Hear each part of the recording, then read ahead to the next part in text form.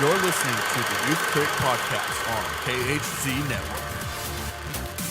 Find us on Facebook at DecibelUNG Radio and find us on Twitter at DecibelUNG. If you like this episode, please leave a like and comment on our iTunes page at KHZ Network.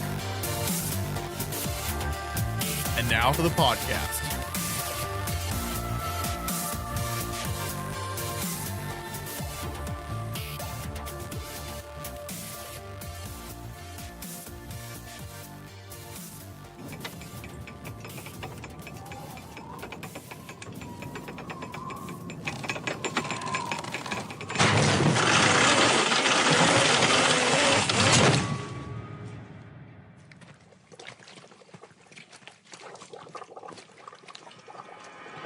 Ladies and gentlemen, if I say I'm an oil man, you will agree. I've traveled across half our state to be here and to see about this land. I'm a family man. This is my son and my partner, H.W. Plainview. You boys are a regular family business. You boys are a little late. What'd you find? I found some interesting prospects. I have many wells flowing at many thousand barrels per day. I can guarantee to start drilling and to put up the cash to back my word. What's this? Why don't I own this? Why don't I own this? I'm prepared to give you $3,700. Hello, everyone. Welcome to the Youth Critic Retrospective. I'm your host, Kel Smith. Joining me today is Brandon. Hey, everybody. And today, on this episode, in the penultimate finale of the Oscar edition of the Youth Critic Retrospective, we will be talking about Paul Thomas Anderson's There Will Be Blood. For everyone that doesn't know already, the movie was nominated for, let me pull it up. It was nominated for Can I guess and see if I can get them all right? eight nominations. See if I can guess each one, because I don't have it pulled up here. Best Picture, Best Director, Best Actor. He won Best Actor for this one. It won Best Cinematography, Robert Elswit. Best Editing, it's 5. Okay. I'd probably say Best Costume Design, just a guess. What's the others? There's about 2 more you haven't mentioned. 2 more? Okay. Ooh, Best Screenplay, Adapted. Oh, no, I meant 3, And- sorry. Sorry, that's my ringtone. I can't think of the other 2. The other 2, it did not get a nomination for costume design, but Okay. it did get a nomination for best art direction and Okay. That makes sense. and you were right on the film editing, but it also got nominated for sound editing as well. Oh, okay, cool. I wouldn't guess that. I always forget about the sound ones. Yeah, well, usually sound goes to like the bigger spectacle pictures, but in this case, they did nominate it for best sound. But yeah, it was, to kind of list them in order, it was best picture, best director, best actor Daniel Day-Lewis, best adapted screenplay Paul Thomas Anderson, best art direction, best cinematography, best film editing, and best sound editing. Paul Dano did get absolutely snubbed, even though he was nominated for a BAFTA, and then, wow, the Golden Globes really snubbed it, because they only nominated the movie for Best Actor and Best Golden Globe, or Golden Globe for Best Picture. But yeah, it was 8 nominations, and it was competing next to No Country for Old Men, and Juno, and Michael Clayton, and Atonement. We'll get into No Country for Old Men's nominations and how much they had next week, but yeah, this was very competitive, and I don't know, Brandon, how much you remember of that Oscar season, but this was like, it was the There Will Be Blood versus No Country for Old Men. That was Oh, yeah, definitely. I mean, yes, there were 3 other nominees, but really, I mean, it was that it could have gone, and it really could have gone either way, because everyone was just because both pictures were very highly acclaimed and both had and both had kind of the right stories, kind of the kind of right marketable Oscar stories, and they both featured just Oscar winning performances. Like both movies were going to win Oscars for at least a performance. Like it was just guaranteed. Like I mean, Daniel Day-Lewis was pretty much in the bag for best actor, and then of course Javier Bardem was definitely in the bag for best supporting actor.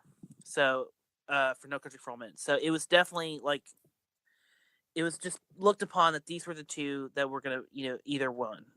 Some people did pin Juno at one point as a dark horse, but although did There Be Blood actually win a Best Picture award at any kind of awards ceremony? I don't think it did. Right. I'm looking at it right now. I think mostly No, No it Country did for Old not. Men had it in the bag. I think it was pretty much assumed that was going to win.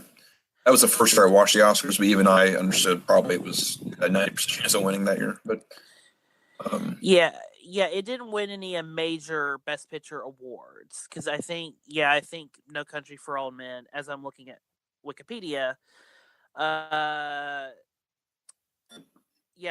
I mean Daniel Day-Lewis pretty much won across the board in every acting award. definitely. So yeah. So Brandon, starting with you, what did you think of There Will Be Blood? Well, just real quick, this is usually considered to be the best movie of the decade. A lot of lists and a lot of critics choose this one. I wouldn't go that far, but this is one of my favorite movies. It's right up there for me. Yeah, it's a great movie. It has a great performance, a great lead performance by Daniel Day-Lewis. So definitely one of Paul Thomas Anderson's best, one of his best movies. Let's see. I didn't rewatch this one, so I'm trying to remember it. It's been a couple years, but yeah, I mean, all around, it's a great performance. It's a great screenplay. Not too artsy for what it's trying to do. I think the problem with Paul Thomas Anderson now is, especially with The Master, I remember seeing that one, and it just kind of went off the rails in a few scenes. His moves have become more and more like artsy and kind of pretentious over time. Experimental. In my opinion. Experimental, yeah. Well, that's one way to put it. But this is kind of like the peak of when he was making movies for like that could be enjoyed by, because There'll Be Blood, it's a highbrow movie, but it can be enjoyed by a lot of people. I think it's not really, it doesn't go out of its way to be weird. Enjoyed is a very strong word, Brandon. What's that? Enjoyed is kind of a strong word choice. Yeah, but I think people can get drawn into it. I mean, I think that it's not one of those movies where, I mean, they may not like the ending. That's the part that probably would split people down the middle. But I think that most people could get drawn into this character and the way it's presented. Unlike The Master, because I mean, that movie is not for everybody. It's not. No, it's not. Yeah, I haven't seen his more recent ones though. So I would even dare. Go ahead. Well, I would say I have not seen The Master either because so many people have said it's not that good. It's okay. It's only recently that he has done Phantom Thread that now I hear a couple people say that The Master is a masterpiece. There were people back then who thought it was a masterpiece, but they were diehard Paul Thomas Anderson fans. And to be honest, I was too until I saw The Master. Like, that was the first one I didn't like of his. So I literally liked every single movie he did up until that point. So it wasn't for me. For me, what broke me was Inherent Vice. I didn't see that one because I heard it was bad. So.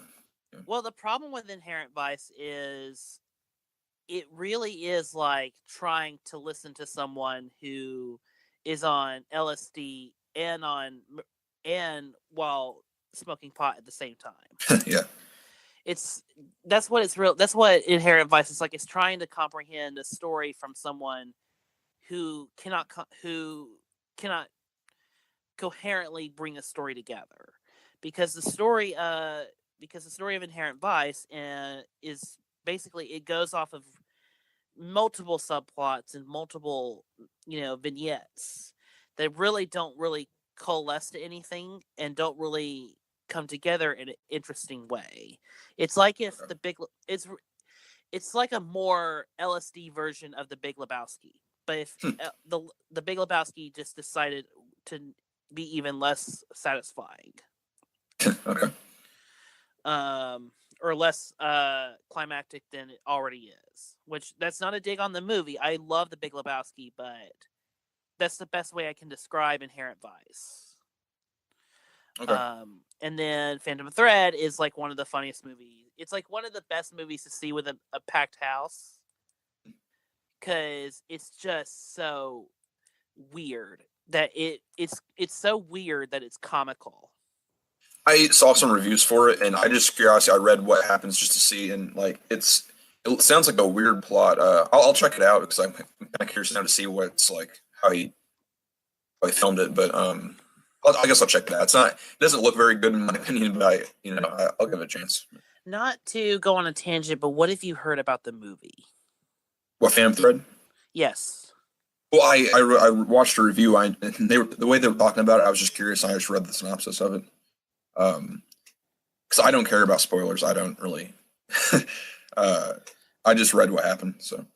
Okay, because I have seen the movie. It was, it's about a month ago, but I remember sitting in a packed house in Atlanta and just being like, and just watching everyone snicker at the movie, because it's pretty, it's weird, but it's kind of a darkly weird comic film. And the more I've thought about it, ever since Gene and I did the podcast on it, Gina Versa, and the more I've thought about it since then, and Let's Do, I've just become more accepted of its nature and kind of given it more of a pass than I did, I think, on the podcast I did for it earlier.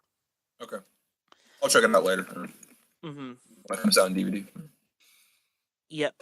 As regarding There Will Be Blood, I really do enjoy this movie. Or I shouldn't say enjoy as much as it's beautiful. It's a beautiful, haunting, thrilling epic to watch.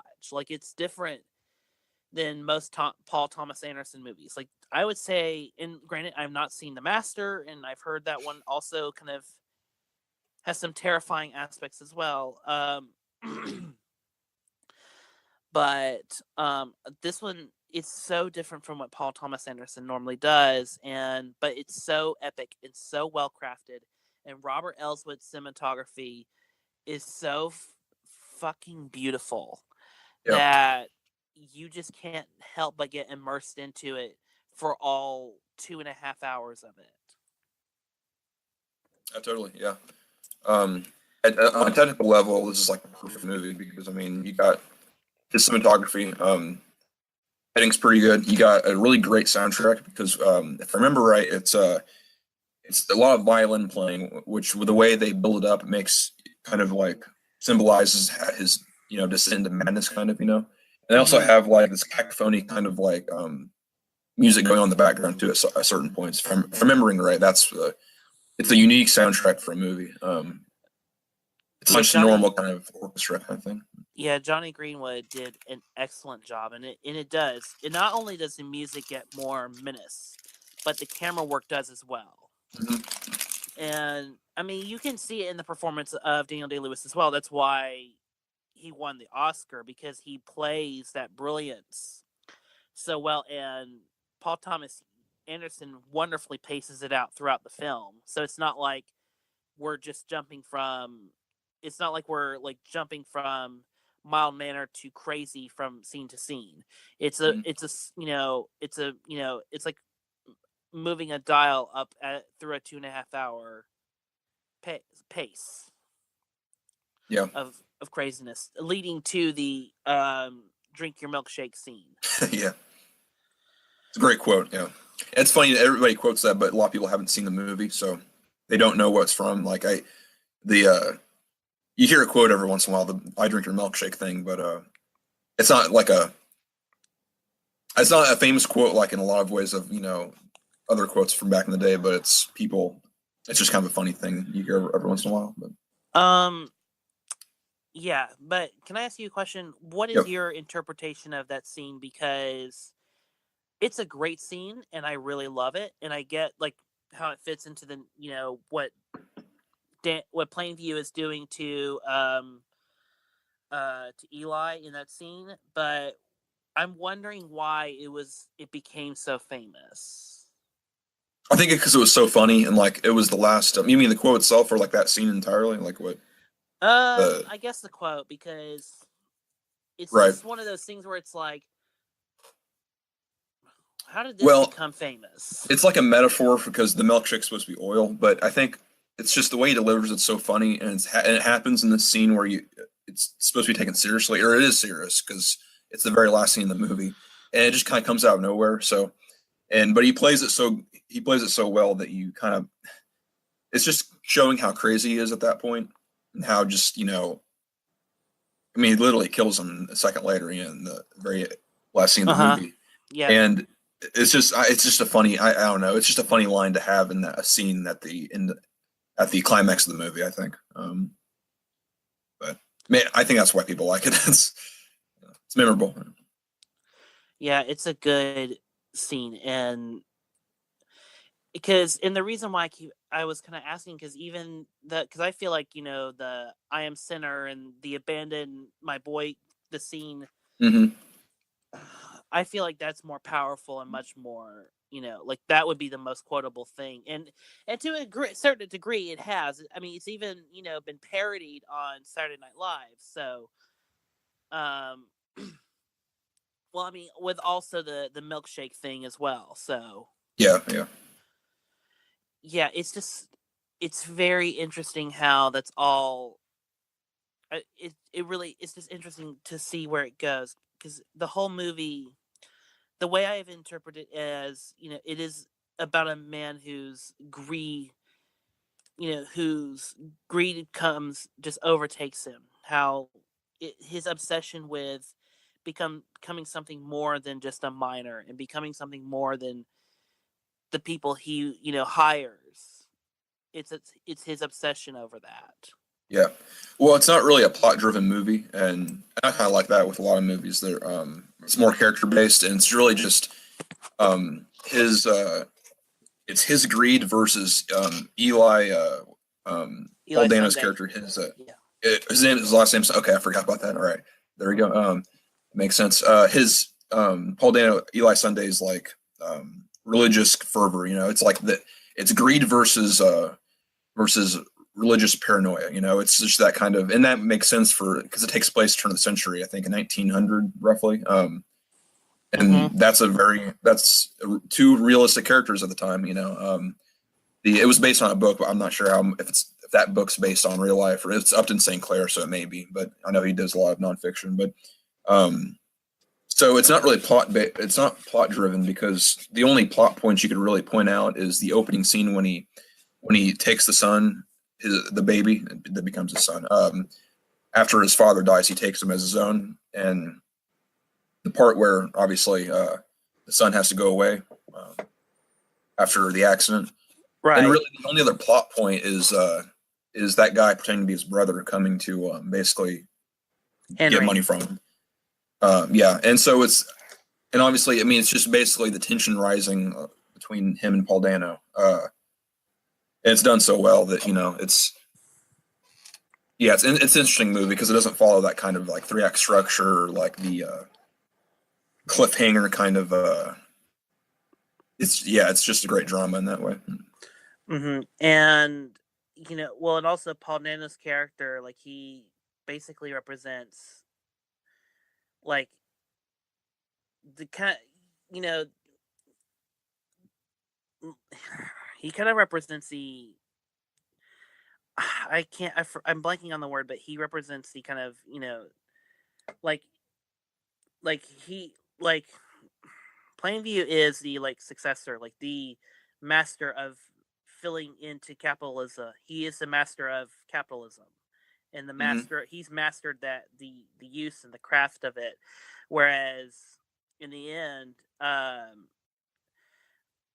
where in the end Eli is the kind of he represents kind of the failure of it, the failure of the people who don't want to can't take the people who can't take the risk, or people who are going to easily be fooled by the persuasions of the luxuries or the idealism of what what one system can bring.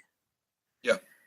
And it's brilliant how it's kind of woven into the story, because really the story of There Will Be Blood is more of a story of the idealism of a certain system that promises to uplift entire cities or uplift entire communities, but ultimately it leads to the corruption of it. Mm-hmm. And the corruption of one man because of his self-induced journey to become better than everyone else, to become become the competition.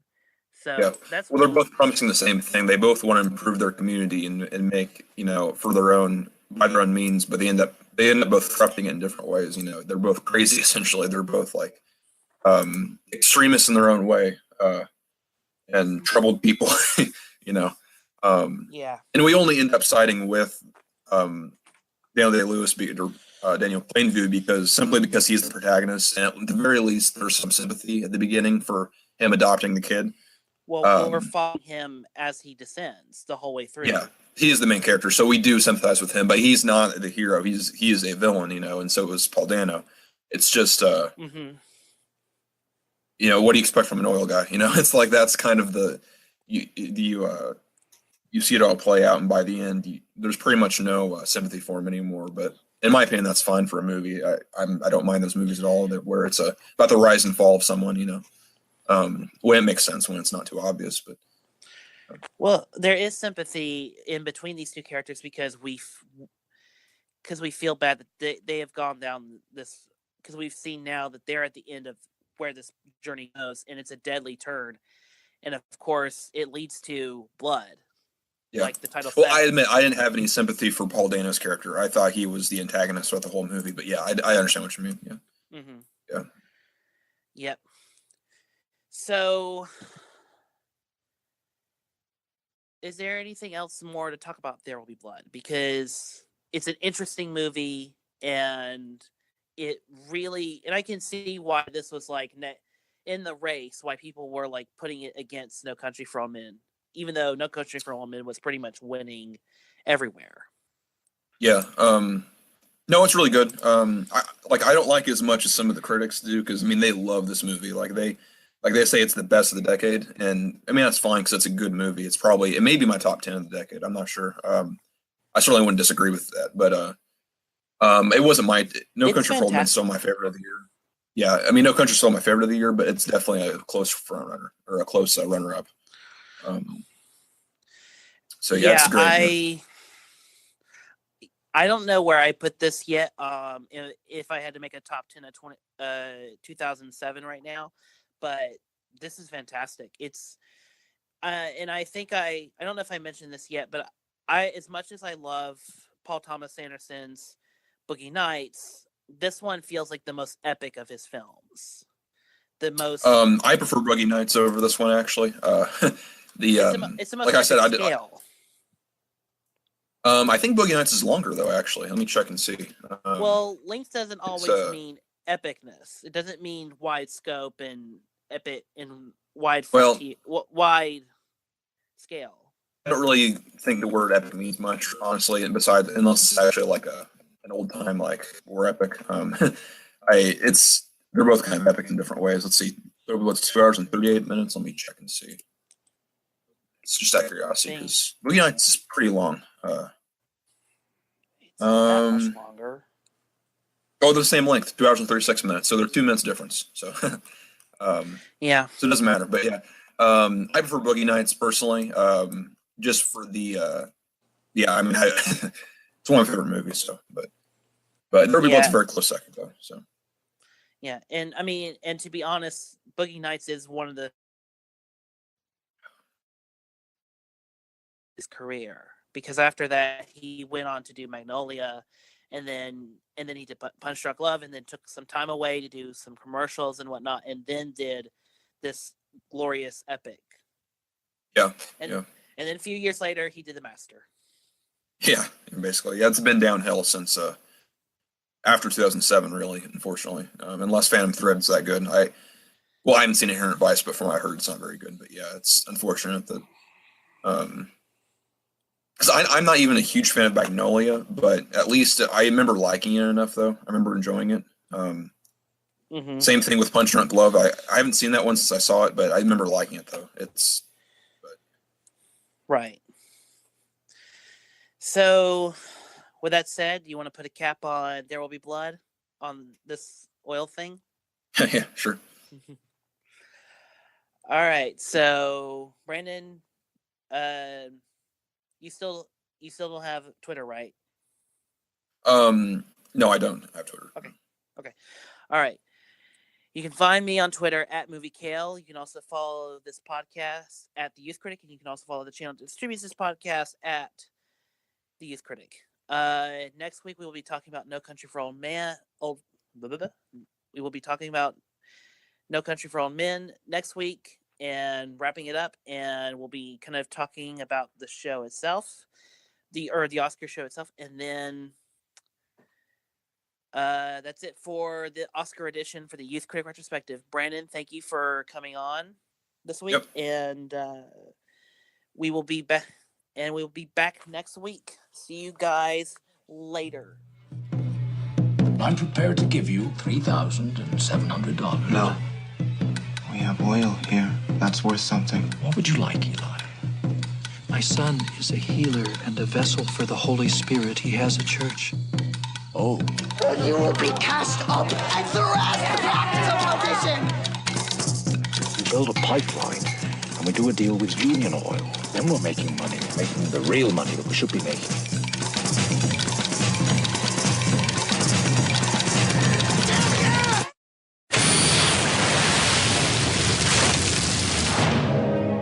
There's a whole ocean of oil under our feet.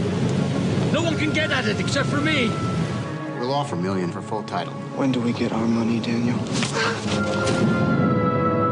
I look at people and I see nothing worth liking. Say this I to broke me. you and I beat you.